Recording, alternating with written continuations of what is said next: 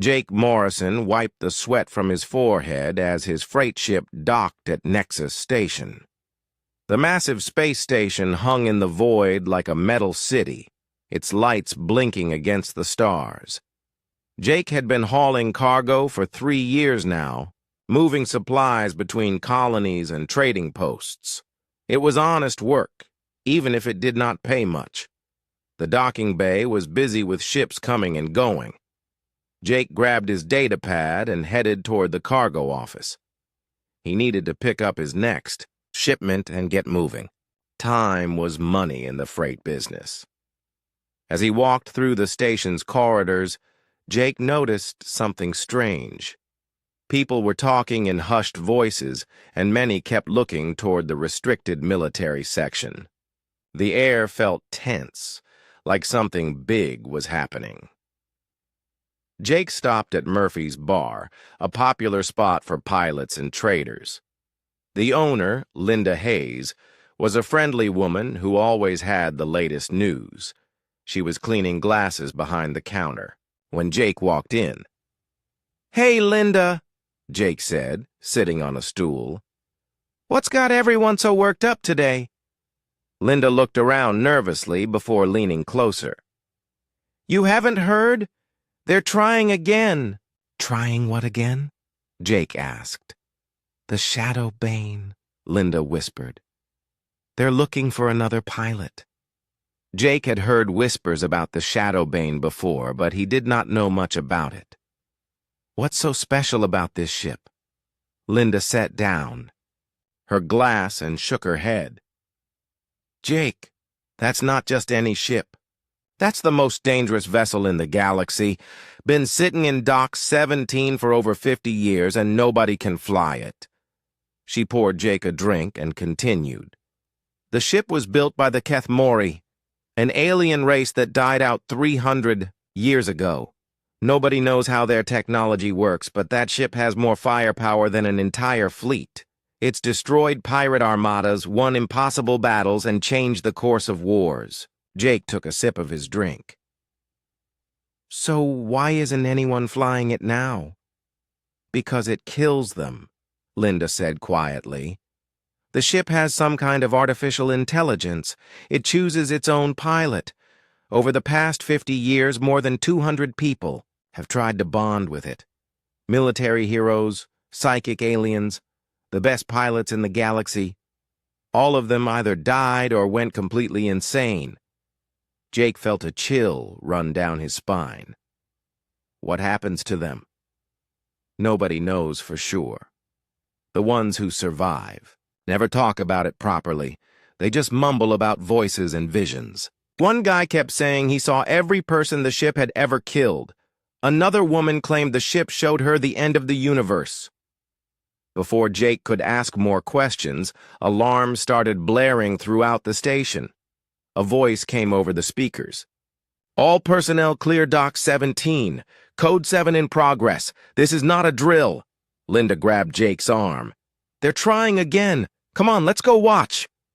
Jake followed Linda through the corridors toward the observation deck that overlooked Dock 17. Other people were heading the same way, drawn by curiosity and fear. The observation deck was crowded with station workers, traders, and military personnel. Through the thick glass, Jake could see the Shadow Bane for the first time. The ship was massive, bigger than anything he had ever seen up close. Its hull was dark gray, almost black, with strange patterns that seemed to shift in the light. The ship looked like it was sleeping, waiting for something. Near the ship, Jake could see medical teams and military officers. A man in an expensive uniform was walking toward the ship's entrance. Even from a distance, Jake could tell the man was nervous. "That's Commander Rex Stone," someone behind Jake said. "He's an Altarian war hero. If anyone can handle that ship, it's him." Jake watched as Stone approached the ship. For a moment, nothing happened. Then the ship's hull began to glow with a faint red light. Stone stepped inside, and the entrance sealed behind him. The crowd waited in silence. 5 minutes passed, then 10. Jake could see the medical teams getting ready, checking their equipment. Suddenly, the ship's entrance opened, and Stone came, running out. He was screaming, his hands covering his eyes. The medical team rushed to him, but he kept fighting them off, yelling words that made no sense. "The weight of eternity!" Stone screamed. "I can see them all! Every single one! Make it stop!" The medical team finally managed to sedate Stone and carry him away. The crowd began to break up, shaking their heads and talking quietly among themselves. Jake stayed at the window, staring at the ship. Something about it drew his attention. It was not fear or curiosity exactly. It was more like recognition, as if the ship was familiar somehow. "Poor guy," Linda said, standing next to Jake. "That's the third one this month. The military is getting desperate. The Vextai Empire is expanding, and they need that ship operational." "What's the Vextai Empire?" Jake asked. "Bad news," Linda replied. "They're a warrior race that's been conquering star systems for the past 10 years. They've got advanced technology, and they don't take prisoners. The Galactic Defense Council thinks the Shadowbane might be the only thing that can stop them." Jake continued staring at the ship. The red glow was fading, and it looked peaceful again. Almost sad, he thought, though that was a strange thing to think about a spaceship. "Why do you think it rejects everyone?" Jake asked. Linda shrugged. "Some people say the ship is haunted by the Kethmori who built it. Others think the artificial intelligence is broken. My theory is that it's looking for something specific, but nobody knows what." Jake finished his drink and stood up. "I should get going. Need to pick up my cargo and get back on schedule." "Be careful out there, Jake," Linda said. "The galaxy's getting more dangerous every day." As Jake walked back toward the cargo office, he could not stop thinking about the Shadowbane. The image of the ship stayed in his mind, along with the sound of Stone screaming. What could be so terrible that it drove strong people insane? Jake had seen plenty of bad things in his life. He had worked as a medical technician before becoming a freight pilot, dealing with accidents and emergencies on colony ships. He had seen people die and watched families grieve. Maybe that experience had taught him something about handling difficult situations. But this was different. This was a ship that had somehow become a graveyard for the galaxy's best pilots. Jake wondered what the Kethmori had been thinking when they built it. What kind of intelligence had they created? And why was it so impossible to understand? As he filled out paperwork for his next cargo run, Jake kept glancing toward Dock 17. The Shadowbane waited there in the darkness, patient and deadly, ready to crush the mind of whoever dared to try next. 2 days after the failed attempt with Commander Stone, Jake was still at Nexus Station waiting for his cargo shipment to arrive. He had nothing to do but wait, so he spent his time in the common areas, listening to conversations and learning more about the station. That morning, an announcement came over the speakers asking all ship captains to report to the main briefing room. Jake was not sure if this included freight pilots like himself, but he decided to go anyway. Maybe there was important information about shipping routes or security threats. The briefing room was packed with people in various uniforms. Jake recognized some of the insignia from different military branches and trading companies. He found a seat in the back and waited to see what this was about. A tall man in an admiral's uniform walked to the front of the room. Jake had never seen him before, but the man carried himself like someone used to being in charge. The room fell silent. "I'm Admiral Kane Rogers," the man said. "Thank you all for coming. I'm here to discuss a matter of galactic security that affects all of us. Admiral Rogers activated a holographic display showing a star map. Several systems were marked in red, and more red markers were appearing as Jake watched. The Vextai Empire has accelerated their expansion, Rogers continued. In the past 6 months, they've conquered 12 star systems. Their technology is superior to ours, and their military tactics are ruthless. They don't negotiate, they don't take prisoners, and they don't show mercy to civilian populations. Murmurs went through the crowd. Jake could see worried faces around him. He had heard about the Vextai, but he had not realized how quickly they were spreading. Our conventional forces have been unable to stop them, Rogers said. Every fleet we send against them is either destroyed or forced to retreat. At their current rate of expansion, they'll reach the core systems within 2 years. A woman in a pilot's uniform raised her hand. What about the other galactic powers? Surely they're concerned too. They are, Rogers replied. But the Vextai are clever. They're not attacking everyone at once. They're picking off isolated systems and avoiding direct confrontation with the major powers. By the time everyone realizes the threat, it may be too late. Rogers changed the display to show the Shadowbane. Even as a hologram, the ship looked menacing. This is why we need the Shadowbane operational, Rogers said.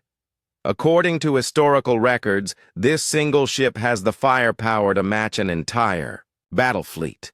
It has technology we don't understand and capabilities we can't duplicate. If we could get it working, it might be our only chance to stop the Vextai.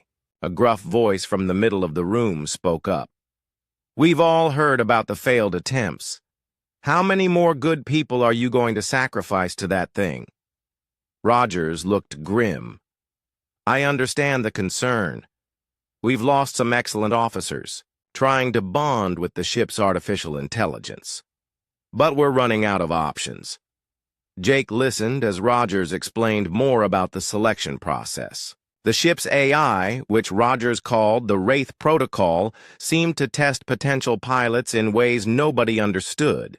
It would connect to their minds and show them something that either killed them or drove them insane. We've tried pilots from every major species, Rogers said. Zephyrian psychics who can read thoughts across star systems. Thrakani warriors who have conquered death itself. Velnari technomancers who can merge with computer systems. All of them failed. An older man in a medical uniform stood up. Admiral, I've examined every survivor. The psychological damage is consistent. They all report experiencing overwhelming visions of death and destruction. Some describe it as living through every battle the ship has ever fought, feeling every life it has taken. Rogers nodded. Dr. Amy Foster has been studying this phenomenon since we began the selection process. Doctor, can you explain what you've learned? Dr. Foster activated her own display, showing brain scans and medical data. The ship appears to download its entire combat history directly into the candidate's mind. 3 centuries of warfare, millions of deaths, countless battles. Most human minds simply cannot process that much trauma at once. Jake felt sick thinking about it. He had seen trauma as a medical technician, but nothing like what Dr. Foster was describing. The few who survive are left with permanent psychological damage, Dr. Foster continued. They experience constant flashbacks, nightmares, and in some cases, complete breaks from reality. Commander Stone, our most recent attempt, believes he is still fighting in battles that happened centuries ago. A security officer near the front raised his hand. So why keep trying? Maybe the ship is meant to stay dormant. Because the alternative is worse, Rogers said firmly. If the Vextai continue their expansion, billions of people will die. The ship represents our best hope of stopping them before they become unstoppable. Rogers brought up another display showing recent battle reports. Look at these casualty figures. Every time our forces engage the Vextai, we lose. They have weapons that can destroy entire ships with single shots. Their armor can withstand our best attacks. And their tactics suggest they're not just trying to conquer territory. They're trying to wipe out anyone who might oppose them later. The room was quiet as people studied the reports. Jake could see the fear in their faces. These were experienced military officers and traders who had seen combat before. But the Vextai seemed to be something beyond their usual experience. "What about the Kethmori?" someone asked. "Did they leave any information about how to operate the ship?" Rogers shook his head. "The Kethmori civilization was destroyed 300 years ago. We found some of their ruins, but their technology is so advanced that we can barely understand the basic principles. The Shadowbane is the most complete example of their engineering we've ever discovered." Dr. Foster spoke up again. "We do know that the Kethmori built the ship during their final war. They were facing extinction, and they poured everything they had into creating the ultimate weapon. But based on what the ship shows to candidates, it seems like they also built in some kind of moral safeguard." "What do you mean?" Jake found himself asking. Everyone turned to look at him, and he realized he had spoken louder than intended. Dr. Foster smiled at him. "The ship doesn't just test combat ability or technical skill, it seems to be looking for something else. Something related to how the candidate handles the weight of all that death and destruction." Admiral Rogers studied Jake for a moment. "You're the freight pilot, aren't you?" "Morrison?" Jake nodded, feeling uncomfortable with the attention. "What's your background, son?" Rogers asked. "I used to be a medical technician on colony ships," Jake replied. "Switched to freight hauling about 3 years ago." "Interesting," Rogers said. "Medical experience means you've dealt with life and death situations." Jake was not sure where this was going, but he answered honestly. "Some. Medical emergencies, accidents, that sort of thing." Rogers exchanged glances with Dr. Foster. "We've been focusing on military candidates and special abilities. Maybe we need to think differently about what the ship is looking for." The briefing continued for another hour, but Jake found his mind wandering. He kept thinking about the ship and what Dr. Foster had said about moral safeguards. What if the Kethmori had built something more than just a weapon?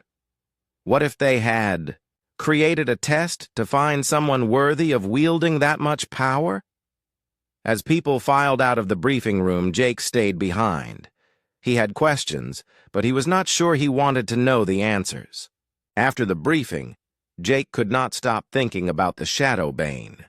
He tried to focus on his work, checking on his delayed cargo shipment and planning his next route, but his mind kept drifting back to the ship. Something about it called to him, though he could not explain what. That evening, Jake was having dinner in the station's main cafeteria when a security officer approached his table. The man was tall and serious-looking, with the kind of bearing that suggested he was used to being obeyed. "You're Morrison, right? The freight pilot who was at the briefing today?" Jake nodded. "That's me. I'm Matt Carter, Chief of Station Security. Admiral Rogers wants to speak with you." Jake's stomach dropped. "Am I in trouble?" Carter almost smiled. "No, nothing like that. The Admiral is just interested in your background. Follow me." Jake followed Carter through the station's corridors to the military section. They passed several checkpoints where guards scanned their identification. Finally, they reached a conference room where Admiral Rogers was waiting with Dr. Foster and a few other officers. "Mr. Morrison," Rogers said, standing up, "thank you for coming. Please have a seat." Jake sat down nervously. "What's this about, sir?" "We've been reviewing the records of everyone who attended today's briefing," Rogers said. "Your background is unusual. Most freight pilots don't have medical training. I needed steady work, Jake explained. Medical tech jobs were hard to find. In the outer colonies, and freight hauling pays better. Dr. Foster leaned forward. Tell us about your medical experience. What kind of situations did you handle? Jake was not sure why this mattered, but he answered honestly. Emergency medicine, mostly. Colony ships run into all kinds of problems. Accidents in the cargo bays, equipment failures, sometimes medical emergencies during long trips between systems. Did you ever lose anyone? Dr. Foster asked gently. Jake was quiet for a moment, remembering. Yes, more than I wanted to. Space is dangerous and colony ships don't always have the best medical equipment. I did what I could, but sometimes it wasn't enough. How did you handle that? Rogers asked. What do you mean? The weight of it. Knowing that people died despite your efforts, Jake thought about it. I learned that you can't save everyone. But that doesn't mean you stop trying. Every life you can save matters, even if you lose others along the way. Rogers and Dr. Foster exchanged glances. Jake was starting to get suspicious about where this conversation was heading. Mr. Morrison, Rogers said carefully, how much do you know about the Shadowbane's selection process? Just what everyone's been saying. The ship's AI tests people somehow, and most of them don't survive it. The ship shows candidates' visions, Dr. Foster explained. Specifically, it shows them every death it has been responsible for over 3 centuries of combat. Most people are either overwhelmed by the horror of it or excited by the power it represents. Jake felt a chill. You're not seriously thinking about asking me to try, are you? Rogers was quiet for a moment. The ship has rejected every military candidate we've sent. Maybe we need someone with a different perspective. I'm not a pilot, Jake protested. I mean, I can fly a freight hauler, but that's completely different from a warship. The ship can teach piloting skills, Dr. Foster said. What it can't teach is judgment, the ability to handle power responsibly. Jake stood up. This is crazy. I'm nobody special. I haul cargo for a living. That might be exactly what makes you right for this, Rogers said. You've seen death, but you haven't become callous to it. You understand loss without being consumed by it. Jake started pacing around the room. And if I'm wrong, if the ship kills me or drives me insane like everyone else, then we'll have lost a brave volunteer, Rogers said simply. But if you're right, you might save billions of lives. Carter, who had been quiet until now, spoke up. Sir, with respect, this seems like a long shot. Morrison's got no combat experience, no special abilities. Why would the ship choose him when it's rejected so many others? Rogers looked at Jake. Because sometimes the best person for a job is the one who doesn't want it. Power corrupts, but responsibility humbles. Jake stopped pacing and faced the Admiral. What exactly are you asking me to do? Try to bond with the ship, Rogers said. We'll have full medical teams standing by. If the process starts to go wrong, we'll abort immediately. And if it goes right, then you become the pilot of the most powerful weapon in the galaxy, Rogers said. And hopefully you help us stop the Vexti before they destroy everything we've built. Jake sat back down, his mind racing. Can I think about it? Of course, Rogers said. But don't take too long. Every day we wait, the Vexti gets stronger. Jake left the meeting feeling overwhelmed. He walked through the station's corridors without really paying attention to where he was going. Eventually, he found himself in the observation deck overlooking Dock 17. The Shadowbane sat in its berth, dark and silent. Jake stared at it for a long time, trying to understand what he was feeling. It was not fear exactly, though he was certainly afraid. It was more like recognition, as if he had been waiting his whole life to see this ship. Thinking about it? A voice said behind him. Jake turned to see Linda Hayes approaching with 2 cups of coffee. "Word travels fast on a space station," Jake said, accepting the coffee gratefully. "Security Chief Carter stopped by the bar," Linda said. "He mentioned you might be the next candidate." They stood in comfortable silence for a while, watching the ship. "What do you think?" Jake asked finally. Linda was quiet for a moment. "I think you're different from the others. The military types see the ship as a weapon. The glory seekers see it as a prize. But you look at it like it's sad." Jake was surprised. "Sad? Like something that's been waiting a long time for the right person," Linda said. "Something that's tired of being feared." Jake studied the ship more carefully. Now that Linda mentioned it, there was something almost lonely about it. A weapon without a purpose, too dangerous for anyone to use. "What if I can't handle it?" Jake asked. "What if I'm just another failure?" "Then at least you tried," Linda said. "But I don't think you'll fail." "Why not?" Linda smiled. "Because you're asking the right questions. Everyone else wants to know if they're strong enough to control the ship. You're worried about whether you're good enough to deserve it."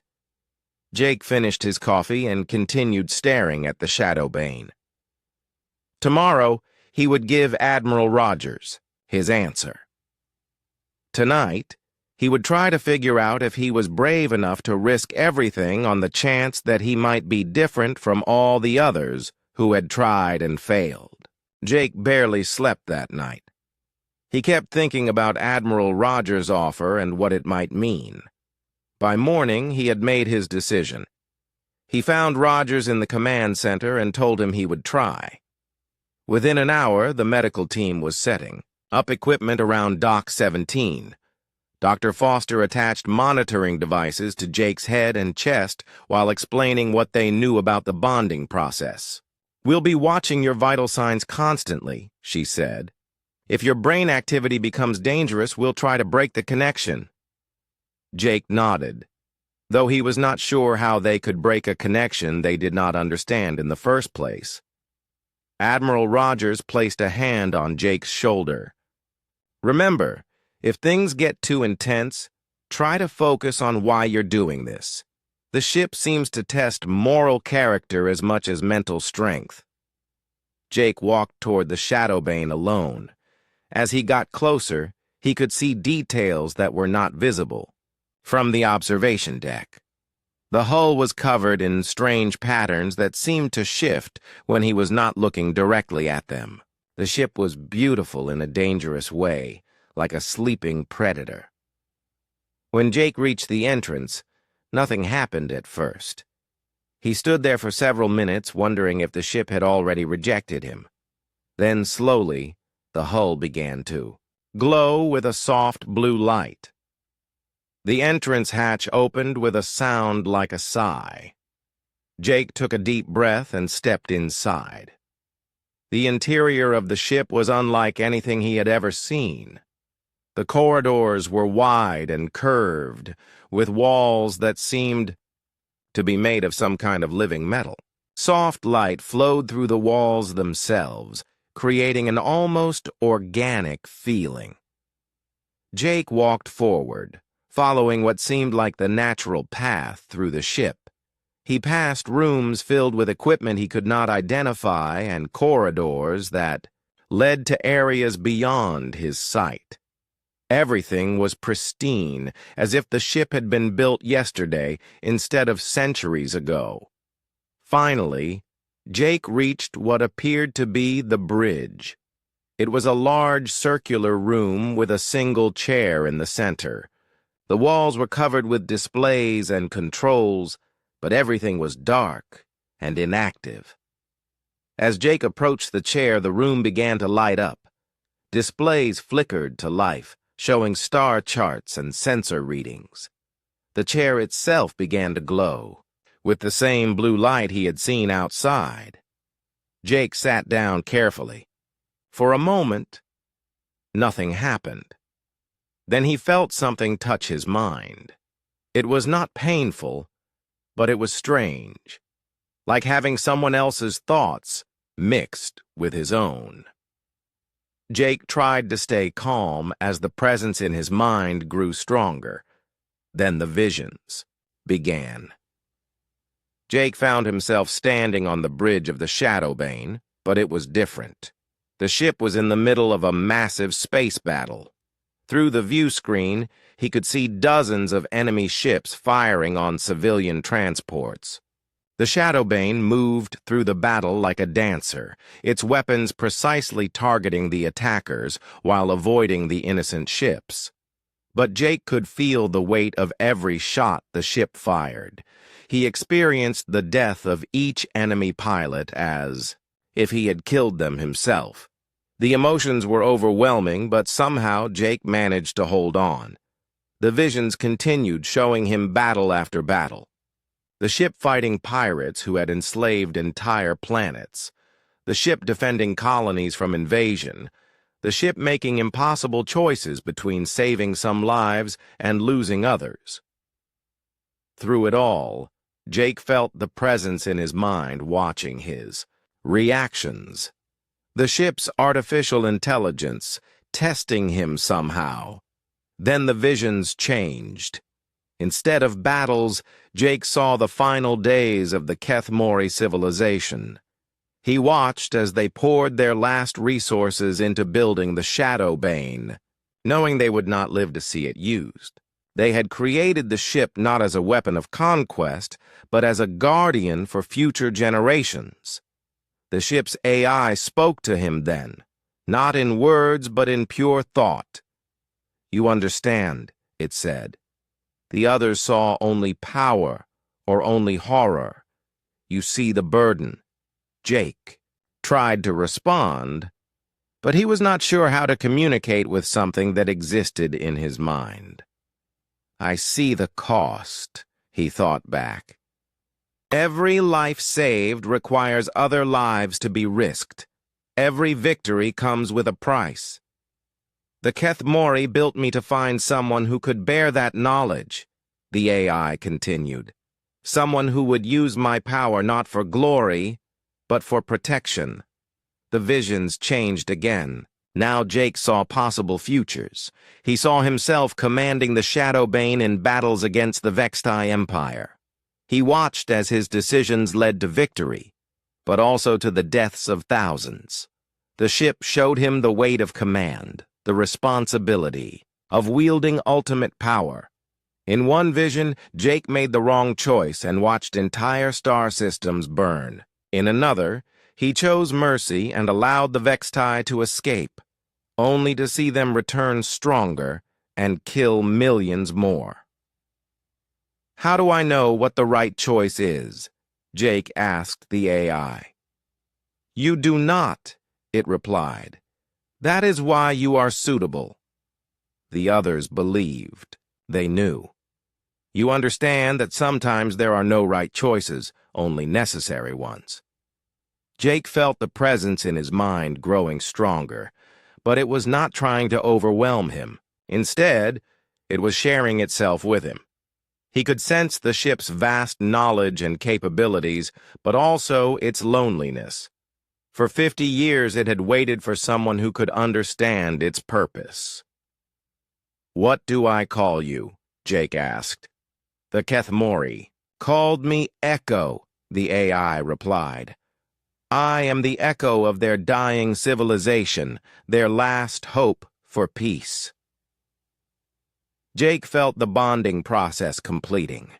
His mind was merging with the ship's systems, giving him access to knowledge and abilities he had never dreamed of. But with that power came the weight of responsibility that had driven so many others insane. The difference was that Jake had already learned to carry weight. His years as a medical technician had taught him that sometimes you make the best decision. You can with the information you have, and you live with the consequences. We are bonded, Echo said. You are my pilot now, and I am your ship. Together, we will face what comes. Jake opened his eyes and found himself back on the bridge.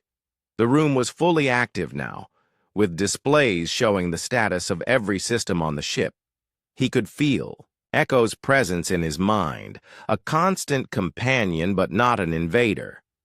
Through the ship's sensors, Jake could detect the medical teams outside, their equipment showing his vital signs. He was alive and sane, something that had not happened with any previous candidate. Jake stood up from the chair and walked to the communications console. He activated the external speakers. "Admiral Rogers," he said, his voice carrying clearly through the dock. "The ship is ready." Outside, Jake could hear cheering from the medical teams and station personnel. He had done something that military heroes and alien psychics could not do. He had bonded with the most dangerous ship in the galaxy and lived to tell about it. But Jake knew this was just the beginning. The real test would come when he had to use the ship's power to make the impossible choices that lay ahead. Echo had chosen him not because he was strong enough to handle the ship's weapons, but because he was wise enough to understand when not to use them. The galaxy was about to change, and Jake Morrison, former medical technician and freight pilot, was about to become one of the most important people in it. 3 days after Jake bonded with the Shadowbane, he was still learning to work with Echo. The ship's AI was patient, teaching him how to navigate its systems and understand its capabilities. Jake discovered that the ship could do things that seemed impossible, like moving faster than light without using conventional engines and targeting enemies with perfect accuracy across vast distances. Jake was practicing with the navigation systems when alarms began blaring throughout Nexus Station. He felt Echo's attention shift immediately to the emergency signals. "Incoming priority transmission," Echo said in his mind. "Multiple star systems under attack." Jake activated the communications system and connected to the station's command center. Admiral Rogers appeared on the main screen, his face grim. "Jake, we have a crisis," Rogers said without preamble. "The Vextai Empire has launched a massive offensive. They're attacking 6 different systems simultaneously." A tactical display appeared, showing the locations of the attacks. Jake could see the scale of the assault and understood immediately why Rogers looked so worried. "What's the target priority?" Jake asked. "Haven Prime," Rogers replied. 2 million civilians, mostly families from the outer colonies. The planet has minimal defenses and our nearest fleet is 3 days away. The Vextai will have control of the system long before we can get there." Jake studied the tactical information Echo was providing. Haven Prime was a peaceful world, focused on agriculture and education. It had no military value except as a symbol. If the Vextai conquered it, they would send a message that nowhere was safe. "What's the Vextai force composition?" Jake asked. 12. "Heavy cruisers and a command dreadnought," Rogers answered. "More firepower than most planetary defense forces could handle." Echo was already calculating jump coordinates and power requirements. "We can reach Haven Prime in 4 hours," the AI told Jake, "but we will face significant opposition." Jake made his decision quickly. "We're going to Haven Prime. How long until the attack begins?" "Vextai forces will reach the system in 6 hours, Rogers said. "Jake, are you sure about this? You've only been bonded with the ship for 3 days. "The ship knows what it's doing," Jake replied, "and those people need help now." Rogers nodded grimly. "What do you need from us?" "A small crew," Jake said. "I can't run this ship alone, and Echo says the systems work better with organic minds. To assist." Within an hour, Jake had a crew of 5 volunteers. Kelly Brooks was a navigator who had served on exploration ships for 10 years. Carl Lee was a weapons specialist who understood military tactics. Sam Davis was an engineer who could work with systems he had never seen before. Tony Wells handled communications and sensor operations. Beth Clark was a pilot who could assist with the ship's more complex maneuvers. As the crew familiarized themselves with the Shadowbane systems, Jake felt Echo's approval. The ship had been designed for a larger crew, and having other minds connected to its systems made it more effective. The jump to Haven Prime was unlike anything Jake had experienced before. The Shadowbane moved through space in a way that seemed to ignore normal physics. Instead of feeling the acceleration and stress of faster-than-light travel, Jake felt like they were simply stepping from one location to another. They arrived at Haven Prime 4 hours before the Vextai fleet was expected. The planet was a beautiful blue and green world with 3 small moons. Jake could see the orbital stations and civilian ships moving between them. "Contact from Haven Prime Defense Command," Tony Wells reported. "They're asking for our identification." "Put them through," Jake said. A woman's face appeared on the screen. She looked young to be in charge of a planet's defenses, but her eyes showed the kind of stress that came from knowing your world was about to be attacked. "This is Commander Lisa Grant of Haven Prime Defense," she said. "Who are you and what are you doing here?" "I'm Jake Morrison, pilot of the Shadowbane," Jake replied. "We're here to help defend your planet." Grant's expression changed from suspicion to amazement. "The Shadowbane? I thought that was just a legend." "It's real," Jake said.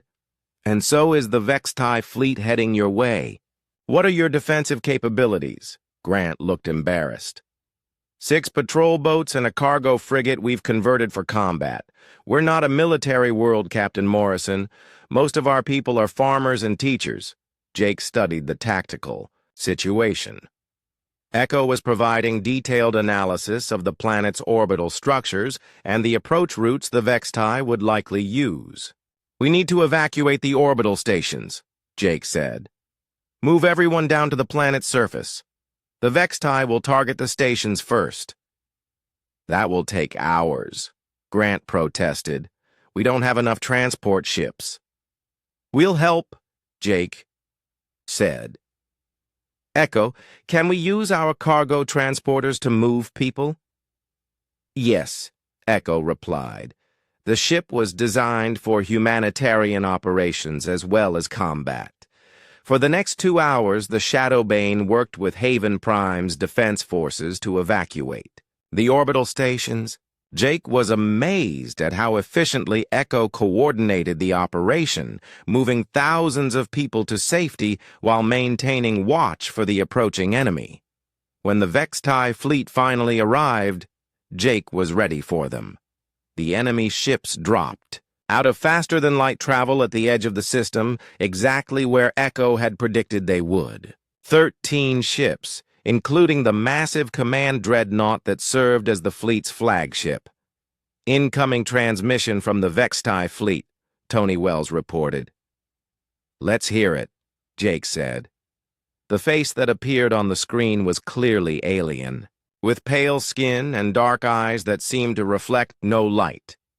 When the Vextai spoke, his voice was cold and precise.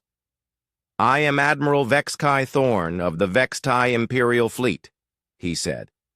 "Haven Prime is now under Vextai control. Any resistance will result in the complete destruction of all life on the planet." Jake activated the response channel. "This is Captain Jake Morrison of the Shadowbane. Haven Prime is under our protection. Withdraw now and no harm will come to your fleet." Thorne's expression did not change, but Jake could sense his surprise. "The Shadowbane is a myth, human. Your ship will be destroyed along with the planet you claim to protect." "Last warning," Jake said calmly. Withdraw or face the consequences. Thorn's image disappeared from the screen. A moment later, the Vex-TIE fleet began moving toward Haven Prime, their weapons charging for combat. Echo spoke in Jake's mind. The enemy fleet is more powerful than any we have faced before. Their technology has advanced significantly since our last battle records. Can we handle them? Jake asked. Unknown, Echo replied honestly. But we must try. Jake looked around the bridge at his crew. They were all watching him, waiting for orders. These people had volunteered to serve on a ship they barely understood, trusting him to make the right decisions. All right, everyone, Jake said. This is what we came here to do. Kelly, take us in. Carl, prepare weapons, but do not fire until I give the order. Sam, monitor all systems. Tony and Beth, watch for any changes in enemy formation. The Shadowbane moved toward the Vex-TIE fleet like a hunter approaching its prey. Jake could feel Echo's anticipation as the ship prepared for its first battle in 50 years. This was the moment everything would be decided. Either Jake and Echo would prove they could work together to protect innocent lives, or they would fail and watch Haven Prime burn. The Vex-TIE fleet spread out in attack formation as they approached Haven Prime. Jake watched their movements through Echo's sensors, studying their tactics and looking for weaknesses. They're trying to surround us, Kelly Brooks observed from the navigation station. Let them think they can, Jake replied. He was learning to trust Echo's tactical analysis, and the ship's AI was showing him possibilities he would never have seen on his own. The Vex-TIE expect conventional combat, Echo explained. They will attempt to overwhelm us with superior numbers and firepower. We must use tactics they cannot predict. The enemy fleet opened fire first. Streams of energy weapons and missile barrages filled the space around Haven Prime. Jake felt the ship shudder as some of the attacks found their target, but Echo's defensive systems held. Return fire, Jake ordered. Carl Lee activated the Shadowbane's weapons, and Jake watched in amazement as the ship's guns responded. Instead of the wild spray of energy he expected, Echo fired with surgical precision. Each shot was calculated to disable rather than destroy, targeting engine systems and weapon arrays. 3 Vex-TIE cruisers found themselves suddenly unable to maneuver or fire back. Their crews were alive, but their ships were effectively out of the battle. Admiral Thorne's voice came over the communications channel, angry and confused. What kind of weapons are you using? Our shield should have stopped those attacks. Jake did not respond. He was too focused on Echo's next move. The ship was doing something he had never seen before, seeming to fold space around itself to avoid incoming fire while positioning for the next attack. How are we moving like that? Sam Davis asked from the engineering station. Keth Mori technology, Jake replied. Echo says they understood space and time differently than we do. The battle continued for 20 minutes, with the Shadowbane dancing through the Vex-TIE formation like a ghost. Jake found himself working in perfect harmony with Echo, anticipating the ship's needs and responding to threats before they fully developed. But the Vex-TIE were adapting to their tactics. Admiral Thorne began coordinating his remaining ships more effectively, forcing the Shadowbane to fight defensively. Jake, Carl Lee called out. They're targeting the planet directly. 3 ships are breaking off to attack the surface. Jake felt a moment of panic. He could not protect Haven Prime and fight the main fleet at the same time. But Echo had a solution. We must divide our attention, the AI said. Use the ship's reality manipulation systems to create a defensive barrier around the planet while we continue engaging the fleet.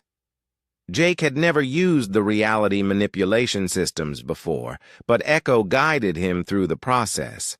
It felt like reaching out with his mind and reshaping the fabric of space itself. A shimmering barrier appeared around Haven Prime, deflecting the Vextai bombardment. The three ships attacking the planet found their weapons completely ineffective. Their energy beams simply bent around the barrier and dissipated harmlessly into space. Admiral Thorne's frustration was evident in his next transmission. "This is impossible. No ship has that kind of power." "The Shadowbane does," Jake replied, calmly. Last chance to withdraw. Instead of withdrawing, Thorne ordered his remaining ships to concentrate all their fire on the Shadowbane. The combined assault was more than Echo's shields could handle, and Jake felt the ship taking serious damage. "Shields down to 60%, Sam Davis reported. "Hull breaches on decks 4 and 7. Jake made a decision that went against everything his peaceful nature wanted to do. "Echo, target their command ship. Full power." "Confirmed," Echo replied, preparing maximum firepower strike. The Shadowbane's main weapon charged for several seconds, gathering energy from every system on the ship. When it fired, the beam cut through space like a sword of light, striking Thorne's dreadnought directly in the center. The massive ship simply ceased to exist. One moment it was there, the next it was gone, along with Admiral Thorne and his entire crew. The destruction of their command ship shocked the remaining Vextai forces into silence. Jake used that moment to address them directly. "This is your final warning," he said over an open channel. "Withdraw now or share your admiral's fate." For a long moment, nothing happened. Then, one by one, the surviving Vextai ships began to retreat. Within minutes, the entire fleet had jumped away, leaving Haven Prime in peace. Jake slumped in his chair, exhausted by the battle and the weight of what he had just done. He had killed thousands of Vextai in a single shot, something he had never imagined himself capable of. "You did what was necessary," Echo said gently. "The Admiral would not have stopped. More people would have died." "I know," Jake replied, "but that doesn't make it easier." Kelly Brooks looked up from her console. "Jake, we're receiving a transmission from Haven Prime." Commander Grant appeared on the screen, tears in her eyes. "Captain Morrison, I don't know how to thank you. You saved our entire world." "Just doing our job," Jake said quietly. "The people of Haven Prime will never forget this," Grant continued. "You've given us hope that the Vextai can be stopped." After the transmission ended, Jake's crew began damage reports and system checks. The Shadowbane had taken some hits, but Echo's self-repair systems were already working to fix the problems. Dr. Grant is setting up medical facilities for any wounded from the orbital stations, Beth Clark reported. She says she has experience treating combat injuries. Jake was impressed by how quickly the people of Haven Prime had organized relief efforts. Despite being a peaceful world, they had responded to the crisis with courage and efficiency. Over the next few hours, as the Shadowbane assisted with rescue operations, Jake received messages from across the galaxy. News of the battle had spread quickly, and people were calling it the first real victory against the Vextai Empire. But Jake knew this was just the beginning. The Vextai would not give up after one defeat. They would return with larger fleets and better tactics, and next time, they would be prepared for the Shadowbane. "The galaxy is watching us now," Echo observed. "Our actions here will determine how others respond to the Vextai threat." Jake nodded. The Battle of Haven Prime had shown that the Vextai could be defeated, but it had also revealed the terrible cost of victory. Every choice he made as pilot of the Shadowbane would carry the weight of countless lives.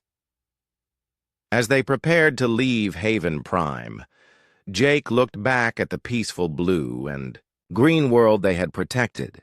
Somewhere down there, families were reuniting and children were playing safely, unaware of how close they had come to destruction. It was a reminder of why the Shadowbane existed and why Echo had chosen him as its pilot. Not to seek glory or conquest, but to protect those who could not protect themselves. The real battle was just beginning, but Jake felt ready to face whatever came next. 2 weeks after the Battle of Haven Prime, Jake found himself dealing with problems he had never expected. The victory had made the Shadowbane famous across the galaxy, but fame brought its own complications. Jake was reviewing supply requests in his quarters when Tony Wells contacted him from the communication station. "Jake, we've got another delegation requesting a meeting," Tony said. "This time it's the Hegemony Council." Jake sighed. In the past week, they had received requests from 12 different governments, 5 major corporations, and 3 religious organizations. Everyone wanted to meet the pilot of the legendary ship that had defeated the Vextai. "What do they want?" Jake asked. "Same as the others," Tony replied. "They want to know if we'll work for them exclusively. They're offering a lot of money." Jake had turned down every offer so far. The Shadowbane was not for hire, and he had no intention of becoming anyone's private weapon. But the requests kept coming, and they were getting more persistent. The attention was inevitable, Echo said in his mind. A victory like Haven Prime does not go unnoticed. "I know," Jake replied silently, "but I didn't sign up to be a political symbol." "Neither did I," Echo said with what sounded like amusement. "Yet here we are." Jake made his way to the bridge, where his crew was monitoring communications and sensor data. Since Haven Prime, they had been traveling through neutral space, avoiding major shipping lanes while they figured out what to do next. "Any word from Admiral Rogers?" Jake asked. "He's been trying to reach us for 3 days," Kelly Brooks reported. "But Nina Ross in communications says the channels are being monitored by too many different groups. He can't talk freely." Jake was starting to understand one of the downsides of wielding ultimate power. Everyone wanted to control or influence the Shadowbane, which made it difficult to trust anyone's motives. "Jake," Carl Lee called from the weapons station, "we're detecting ships approaching. Multiple vectors." The main screen showed a tactical display with 6 ships converging on their position. Jake recognized the designs immediately. Thrakani hunting vessels, Sam Davis identified. "They're not broadcasting any identification signals." Jake felt Echo's systems coming online automatically. The ship's AI was as wary of unexpected visitors as he was. "The Thrakani are warriors," Echo explained. "They may see us as a challenge to their reputation." Before Jake could respond, the lead Thrakani ship opened a communication channel. The alien who appeared on screen was tall and heavily muscled, with the ritual scars that marked him as a veteran fighter. "I am War Leader Kadesh of the Thrakani Warpack Bloodstorm," the alien said in accented standard. "We seek the human who commands the death ship." "I'm Jake Morrison," Jake replied carefully. "What do you want?" "To test ourselves against the greatest warrior in the galaxy," Kadesh said simply. "You have defeated the Vextai. Now face the Thrakani." Jake felt his crew tensing around him. The Thrakani were known for their honor-bound culture and their preference for settling disputes through combat. "I don't want to fight you," Jake said. "There's no reason for our people to kill each other." Kadesh looked surprised. "You refuse. Combat? Are the stories of your courage false?" "This is a delicate situation," Echo warned. "The Thrakani respect strength, but they also value honor. Refusing to fight may be seen as weakness. Jake thought quickly. He needed to find a way to avoid unnecessary violence while maintaining the respect the Shadowbane would need to function effectively. "I don't refuse combat," Jake said to Kadesh. "But I only fight when there's something worth protecting. What would this battle accomplish?" Kadesh considered this. "The Thrakani seek to understand the source of your power. We have heard that your ship chooses its own pilot. This interests us." Jake saw an opportunity. "Would you be willing to come aboard and meet the ship's AI directly? You might learn more that way than through battle." The Thrakani war leader was quiet for a moment. Then he laughed, a sound like grinding stone. "An interesting proposal, human. Very well. I will come aboard your ship, but only if you agree to spar with me personally. Warrior to warrior, without weapons." Jake was not much of a fighter, but he sensed this was important. Agreed. An hour later, Kadesh materialized on the Shadowbane's transporter pad. The Thrakani was even more impressive in person, standing nearly 7 feet tall and moving with the fluid grace of a predator. Jake led him to the ship's central meeting room, where Echo's presence was strongest. As soon as they entered, Kadesh stopped and looked around with obvious surprise. "The ship? It lives," the Thrakani said quietly. "He can sense me," Echo observed. The Thrakani have a natural connection to what they call the warrior spirit. He feels my presence. Jake introduced Kadesh to Echo, explaining how the ship's AI tested potential pilots and chose those worthy of its power. "Your ship rejected many warriors before choosing you," Kadesh said to Jake. "What made you different?" "I don't know," Jake admitted. "Echo says it was looking for someone who understood the responsibility that comes with power." Kadesh nodded slowly. "In Thrakani culture, the greatest warriors are those who fight not for glory, but to protect others. Perhaps your ship recognized this quality in you." Their conversation was interrupted by an emergency alert. Tony Wells's voice came over the communication system. "Jake, we're receiving a distress signal from a civilian transport. They're under attack by pirates in the Kepler sector." Jake looked at Kadesh. "Want to see how we handle real combat?" The Thrakani warrior grinned.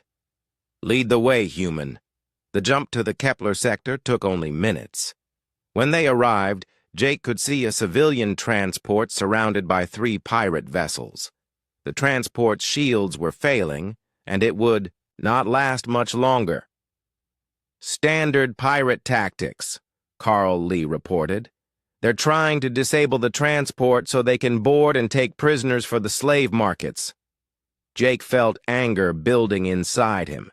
This was exactly the kind of situation the Shadowbane was meant to handle. "Open a channel to the pirates," Jake ordered. When the pirate leader appeared on screen, Jake could see the typical arrogance of someone who thought they had easy prey. "This is Captain Scar of the Crimson Dagger," the pirate said. "Stay out of all our business, or share their fate." "This is the Shadowbane," Jake replied simply. "Release the transport and surrender." The pirate's expression changed from arrogance to terror. Even in the criminal underworld, everyone had heard about Haven Prime. "The Shadowbane? That's impossible. You're supposed to be a myth." "Surrender now, or find out how real we are," Jake said. 2 of the pirate ships immediately jumped away, abandoning their leader. The 3rd ship, apparently too damaged to escape, sent a surrender signal. Kadesh watched the entire encounter with obvious approval. "You won without firing a shot. The reputation of your ship is a weapon in itself. Sometimes the best victory is the one that doesn't require violence," Jake said. After they had rescued the transport crew and turned the captured pirates over to the nearest authorities, Kadesh asked to speak with Jake privately. I came here to test your strength, the Thrakani said. But I have learned something more valuable. You understand that true power comes from restraint. What will you tell your people? Jake asked. That the human warrior and his spirit ship are worthy of Thrakani respect, Kadesh replied. And perhaps that we might learn from your example. As the Thrakani ships departed, Jake realized that Echo had been right about the attention their victory would bring. But maybe that attention could be used for good, to build alliances and prevent conflicts before they started. The galaxy was changing, and the Shadowbane was at the center of that change. Jake was beginning to understand that his role as the ship's pilot involved much more than just fighting battles. 6 months after the Battle of Haven Prime, Jake stood on the observation deck of the newly established Shadowbane station, watching ships from dozens of different species dock at the facility. What had started as a simple idea had grown into something far larger than he had ever imagined. The station was built in neutral space, serving as a meeting point for the growing alliance of worlds that had united against the Vextai threat. But more than that, it had become a symbol of hope for a galaxy that had almost given up on the possibility of peace. Nina Ross, who had transferred from Nexus Station to serve as the facility's communications director, approached with a data pad full of reports. The morning briefings are ready, she said. We have representatives from 43 different governments arriving for the peace talks. Jake nodded, still getting used to his role as something more than just a ship's pilot. The success at Haven Prime had led to other victories, and those victories had convinced more worlds to join their cause. Grace Turner, a former diplomatic liaison who now coordinated the Alliance's political efforts, joined them at the observation window. The Zephyrian delegation is asking about our response to the Vextai buildup in the Outer Rim, she said. They're worried about another major offensive. What does intelligence say? Jake asked. Ben Foster, who had become their chief intelligence analyst, materialized beside them with his usual quiet efficiency. The Vextai are definitely massing forces, Ben reported, but their strategy has changed since Haven Prime. They're avoiding direct confrontations and focusing on smaller, isolated targets. Jake was not surprised. The Vextai had learned from their defeat, and they were adapting their tactics accordingly.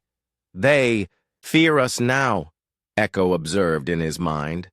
But fear can make an enemy more dangerous, not less. Any word from Kadesh? Jake asked.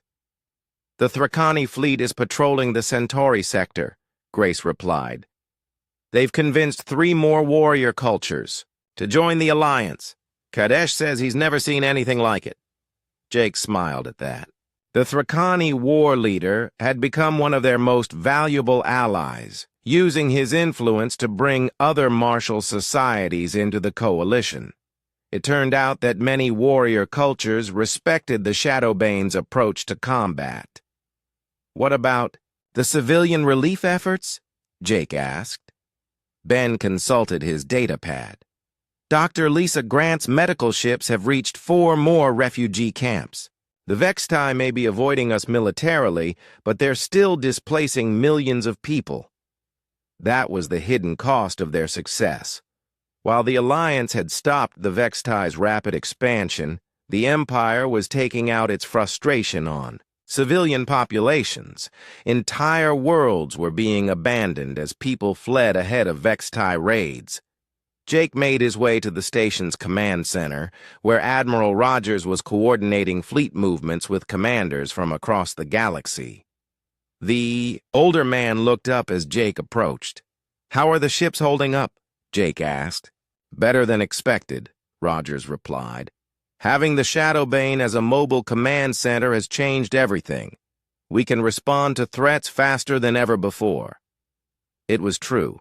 The Shadowbane had become more than just a warship.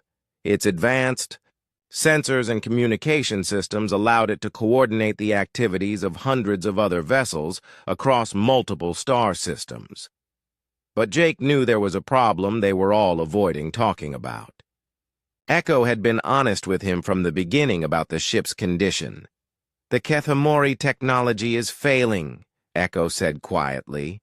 "My systems are operating at 70% efficiency and declining slowly." "How long do we have?" Jake asked, silently. "Perhaps 3 years before critical systems begin to fail," Echo replied. 5 years at most before I become inoperable." Jake had been thinking about this problem for months. The Shadowbane had given the galaxy hope, but that hope would disappear when the ship finally died. They needed to build something that would last beyond Echo's operational life. "Admiral," Jake said, "I want to start a new training program." Rogers looked up from his displays. "What kind of training?" "Leadership training. We need to prepare other people to carry on this work when the Shadowbane is no longer available." Rogers was quiet for a moment. Like everyone else, he had been avoiding the reality of the ship's limited lifespan. "How many people are you thinking?" Rogers asked finally. "Start with 50, Jake said. "Representatives from different species and cultures. Teach them how to coordinate multi-species fleets, how to handle diplomatic negotiations, how to make the hard choices that come with power." Over the following weeks, Jake worked with Grace Turner and other Alliance leaders to select candidates for the new program. They chose people like Subcommander Zara Thex, a former Vextai officer who had defected after witnessing her people's atrocities. They included Velnari technomancers who could work with advanced computer systems, and Altarian strategists who understood large-scale military operations. The training took place aboard the Shadowbane itself, with Echo serving as both teacher and examiner. The ship's AI had learned much about leadership and moral decision-making from its bond with Jake, and it was eager to pass that knowledge on to others. "These students show promise," Echo observed after the first month of training. "They understand that power must be tempered with wisdom." Jake was pleased with the progress, but he knew they needed more than just individual leaders. They needed institutions that would survive beyond any single person or ship. Working with Ben Foster and Grace Turner, Jake helped establish the Galactic Peace Council, a democratic organization that gave every member world an equal voice in alliance decisions. They created the Humanitarian Response Fleet, a collection of medical and rescue ships that could aid civilian populations affected by war. Most importantly, they established the Guardian Corps, a new type of military organization focused on protection rather than conquest. A year after the training program began, Jake received disturbing news from the Outer Rim. The Vextai had launched a new type of attack, using weapons that seemed designed specifically to counter the Shadowbane's defensive systems. "They've been studying us," Carl Lee reported after analyzing the battle data. "These new weapons penetrate our reality manipulation shields." Jake was not surprised. The Vextai were intelligent enemies, and they had plenty of time to develop countermeasures. "My systems can adapt," Echo assured him.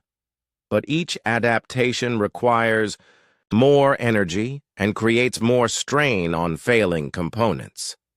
Jake made a decision that had been building in his mind for months. He called a meeting of the Alliance's senior leadership and presented them with a proposal that shocked everyone. "I want to retire the Shadowbane from active combat," Jake announced. The room erupted in protests and questions. Admiral Rogers was the first to speak clearly. "Jake, without the Shadowbane, we lose our primary advantage over the Vextai." "No," Jake replied calmly. "We lose one advantage, but we've built something bigger than any single ship." Jake activated. a holographic display showing the current state of the Alliance. Over 40 worlds were now full members, with dozens more providing support. The Guardian Corps had grown to include ships and personnel from 15 different species. The humanitarian response fleet was saving thousands of lives every month. The Shadowbane was meant to be a guardian, Jake continued. But the best guardian is one that teaches others to protect themselves. Kadesh, who had been quiet during the meeting, finally spoke. The human speaks wisdom. A warrior's greatest victory is raising new warriors who surpass him. Over the following months, Jake gradually transitioned the Shadowbane from a frontline combat vessel to a training and coordination platform. The ship's legendary reputation remained intact, but its actual role became more subtle and strategic. Echo supported the decision completely. This is what the Keth Mori would have wanted, the AI said. Not an eternal weapon, but a teacher that creates lasting peace. 2 years later, Jake stood once again on the observation deck of Shadowbane Station, watching as the latest class of Guardian Corps graduates received their assignments. Among them was Zara Thex, now a full commander leading a mixed-species fleet. Kadaesh's protege, a young Thrakani warrior named Kethval, was taking command of a humanitarian mission to the war-torn Epsilon sector. The students have become teachers, Echo observed with satisfaction. The cycle continues. Jake nodded, feeling a deep sense of accomplishment. The galaxy was far from perfect, and the Vextai threat still existed. But something fundamental had changed. Hope was no longer dependent on a single ship or a single pilot. That evening, Jake received a private message from Dr. Lisa Grant on Haven Prime. The planet he had saved over 3 years ago had become a center for refugee resettlement and cultural exchange.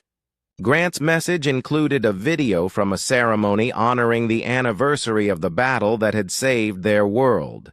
Children who had been too young to remember the attack were now studying alongside alien students, learning about cooperation and peaceful coexistence.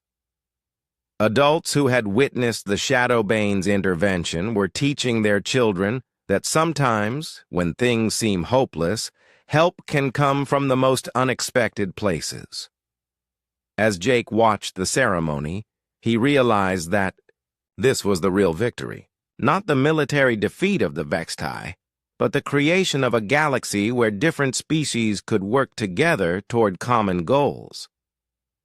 "You have done well, Jake Morrison," Echo said quietly. "The Keth Mori would be proud." Jake smiled, feeling the weight of responsibility that had